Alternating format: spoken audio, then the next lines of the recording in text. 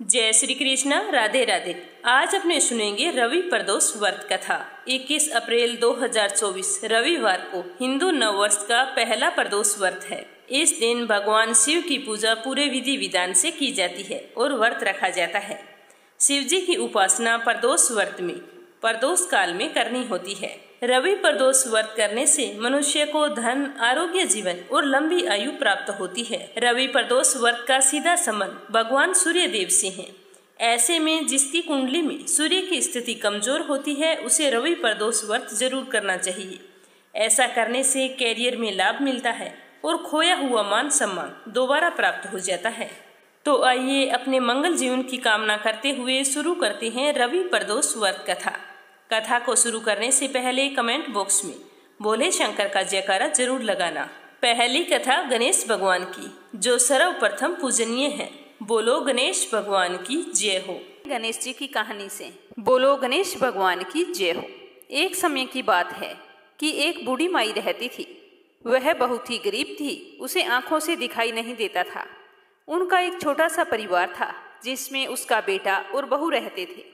बूढ़ी माई भगवान श्री गणेश की परम भगत। वह बूढ़ी माई गणेश जी के प्रति बहुत ही आस्था रखती थी और श्रद्धा पूर्वक रोजाना पूजा करती थी। ऐसा करते करते सालों बीत गए तो एक दिन गणेश जी ने सोचा कि बुढ़िया माई की परीक्षा लूं। तो रोजाना की तरह जैसे ही बुढ़िया माई की गणेश जी की पूजा समाप्त हुई तो गणेश जी भगवान उसे दर्शन देकर कहने लगे कि बुढ़िया माई, मैं तेरी पूजा से अत्यंत ही प्रसन्न हूँ। तू क्या मांगना चाहती है मांग, मैं तुम्हें अवश्य दूंगा। तो बुढ़िया माई ने कहा कि मैं तो तेरी भक्ति से ही खुश हूँ, मुझे मांगना नहीं आता। आपने दर्शन दे दिए, मेरे लिए तो वही बहुत है।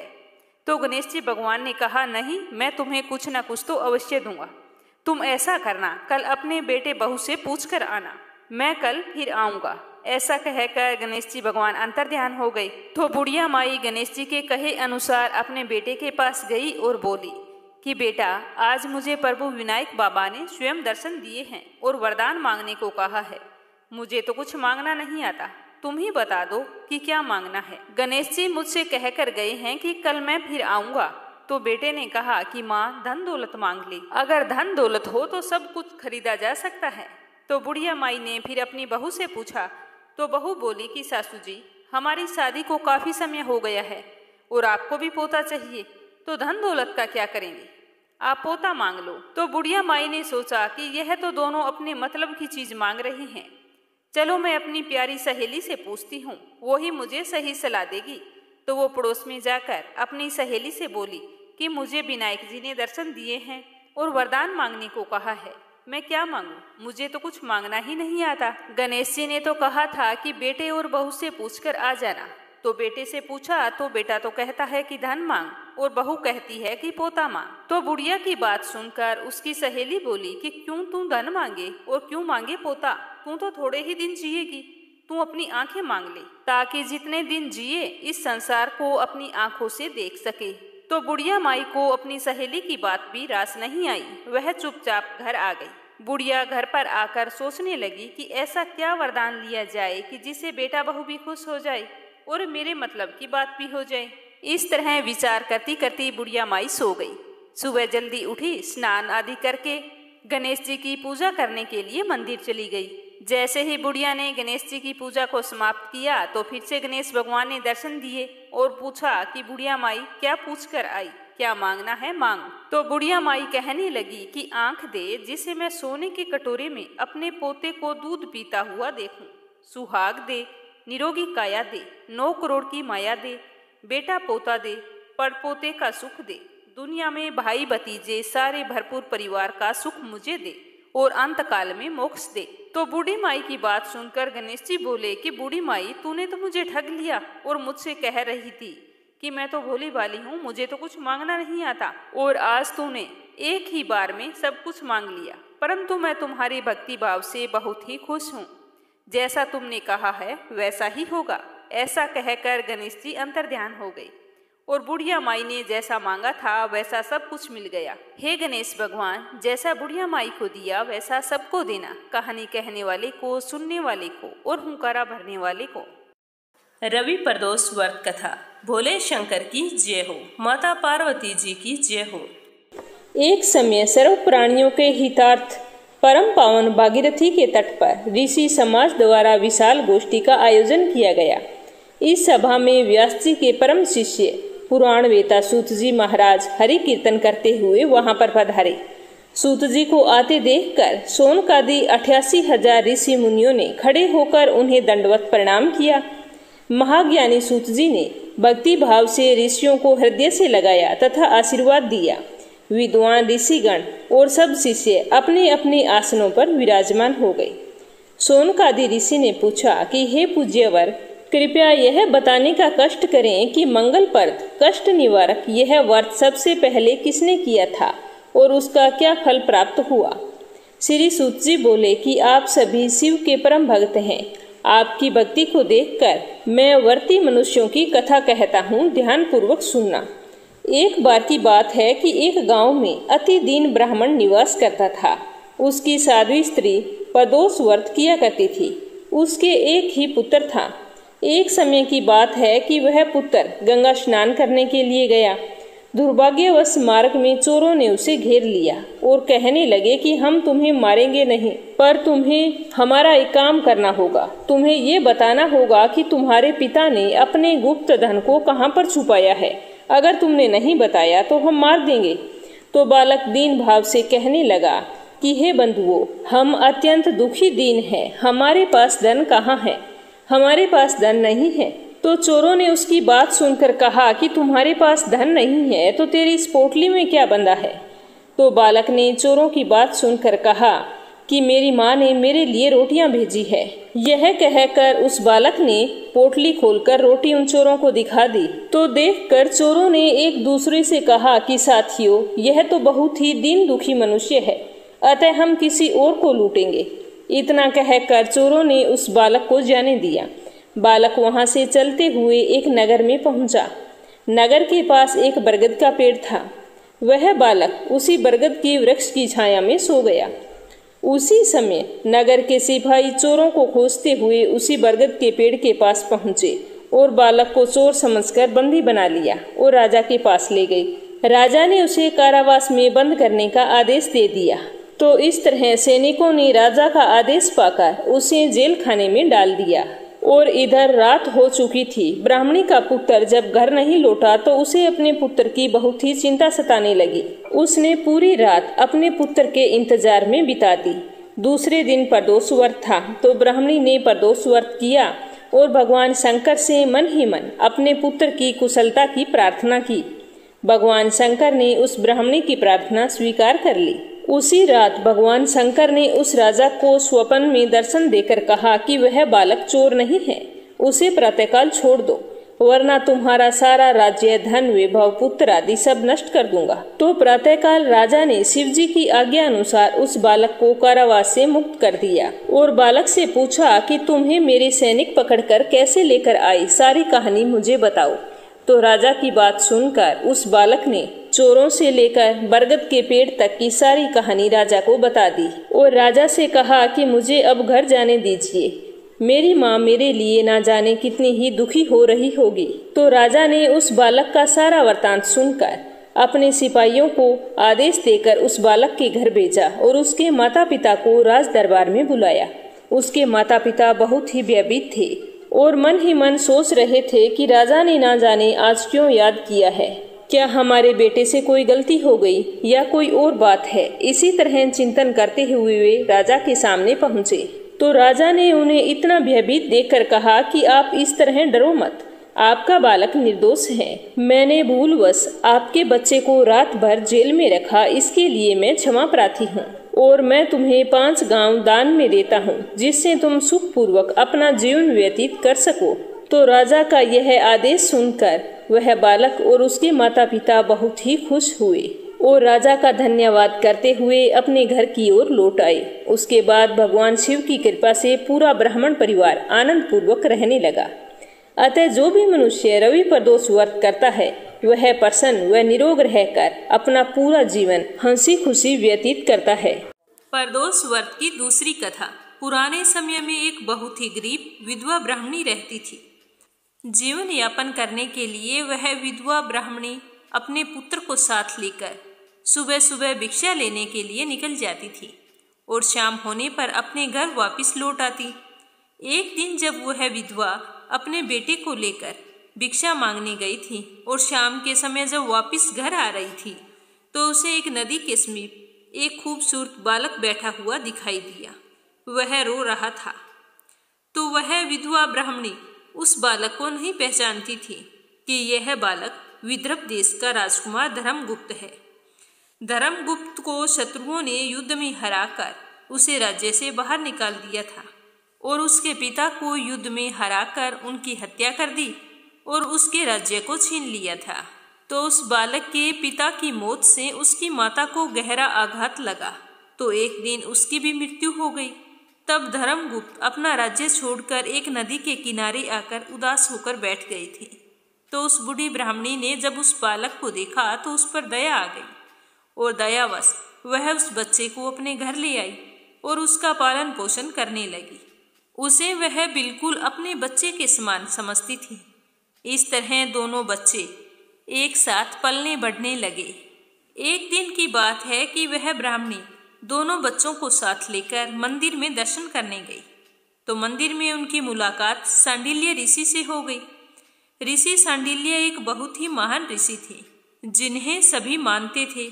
जब ऋषि सांडिल्य ने धर्मगुप्त को देखा तो उस ब्राह्मणी को बताया कि यह बालक विदर्भ देश के राजा का पुत्र धर्मगुप्त है।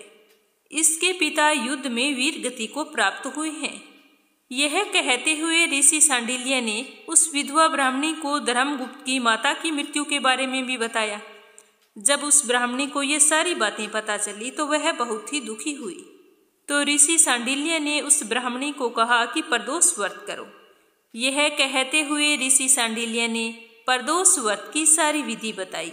तो व्रत की सारी विधि जानकर वह ब्राह्मणी अपने दोनों पुत्रों को लेकर घर आ गई। तीनों ऋषि सांडिल्य के बताए हुए नियमों का पालन करते हुए प्रदोष व्रत करने लगी, पर उन्हें व्रत के फल के बारे में कोई भी जानकारी नहीं थी।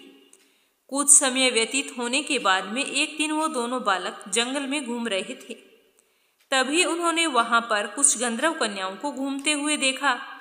तो ब्राह्मणी का जो बालक था वह तो उन्हें देखते ही अपने घर वापिस आ गया, पर राजकुमार धर्मगुप्त वहीं पर ठहर गया। धर्मगुप्त गंधर्व कन्या अंशुमति की ओर आकर्षित हो गई। कुछ देर दोनों एक दूसरे की तरफ देखने के बाद आपस में बातें करने लगे। बात करते करते गंधर्व कन्या और राजकुमार दोनों को एक दूसरे से प्रेम हो गया। तब धर्मगुप्त अंशुमति से विवाह करने के लिए उसके पिता से मिलने गए। जब अंशुमति के पिता को यह पता चला कि यह बालक विदर्भ देश का राजकुमार है तो उन्होंने भगवान शिव की आज्ञा का पालन करते हुए अपनी पुत्री अंशुमति का विवाह धर्मगुप्त के साथ कर दिया।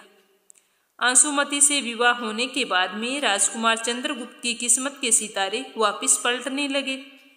राजकुमार धर्मगुप्त ने बहुत से संघर्ष के बाद फिर से अपनी गंधर्व सेना का निर्माण किया और विदर्भ देश पर आक्रमण कर दिया। उनके बीच में खूब युद्ध हुआ। युद्ध होने के बाद में धर्मगुप्त को विजय हासिल हुई और अपना राज्य वापस मिल गया।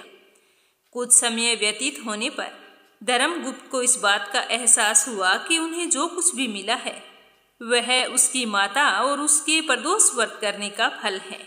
उनके प्रदोष व्रत करने से भगवान शिव ने प्रसन्न होकर उनके जीवन की सारी कठिनाइयों को दूर किया है। तभी से हिंदू धर्म में यह माना जाता है कि जो भी व्यक्ति प्रदोष व्रत के दिन व्रत रखकर एकाग्रचित मन से शिव पूजा की कथा को पढ़ता है या सुनाता है उसे 100 जन्मों तक कभी भी दरिद्रता का सामना नहीं करना पड़ता। उसके जीवन में आ रही सभी समस्याओं का निवारण हो जाता है और भगवान भोले शंकर के आशीर्वाद से वह अपने जीवन में समस्त सुखों को पाता है। बोलो भोले शंकर की जय हो। आज रवि प्रदोष व्रत है, इसीलिए एक कथा सूर्य भगवान की सुनेंगे। बोलो सूर्य देवता की जय हो। एक ब्राह्मण था, वह सूर्य भगवान का परम भक्त था। रोजाना नहाता धोता, कहानी कहता और सूर्य देव की पूजा करता। पर वह ब्राह्मण कमाई के नाम पर कुछ भी नहीं करता था। ब्राह्मण घर में रहता तो ब्राह्मणी बार बार कमाने के लिए परेशान करती और अगर कहीं बाहर जाता तो अड़ोसी पड़ोसी उसे निकम्मा कहकर चिढ़ाया करते थे। तो उन सब के ताने सुन सुनकर वह ब्राह्मण परेशान हो गया और एक दिन वह सुबह नहा धोकर अपने पूजन की सामग्री लेकर जंगल में चला गया और वहां पर एक सूखे पीपल के पेड़ के नीचे बैठकर पूजा पाठ करने लगा। पूजा पाठ करने के बाद में सूर्य भगवान की कथा कही और वहीं पीपल के पास एक सूखा तालाब भी था, उसमें थोड़ा सा पानी था। तो वो उसी पानी से लोटा भरकर सूर्य भगवान को जल चढ़ाया। जैसे ही ब्राह्मण ने सूर्य देव को जल चढ़ाया तो वह पूजा का जल बहकर पीपल और सूखी तलाई में आ गया। जल के वहां जाते ही सूखा हुआ पीपल हरा भरा हो गया और सूखी जो तलाई थी वो साफ पानी से भर गई। उस जल में सूर्य भगवान दिखाई देने लगे और ब्राह्मण से कहने लगे कि ब्राह्मण, तू मांग, क्या मांगता है? तो ब्राह्मण ने यह सुना तो वह तो डर गया और सोचने लगा कि पीपल में लगता है कोई भूत रहता है। रोज जब वह पूजा करता तो उसे वही आवाज आती। तो सुनकर चिंता के कारण वह ब्राह्मण तो बिल्कुल ही दुबला पतला हो गया। तो एक दिन ब्राह्मणी ने सोचा कि ब्राह्मण को गए हुए कितने दिन हो गए, चलो आज जाकर उनकी खोज खबर लेकर आती हूँ। तो यह सोचकर ब्राह्मणी भी जंगल में आई।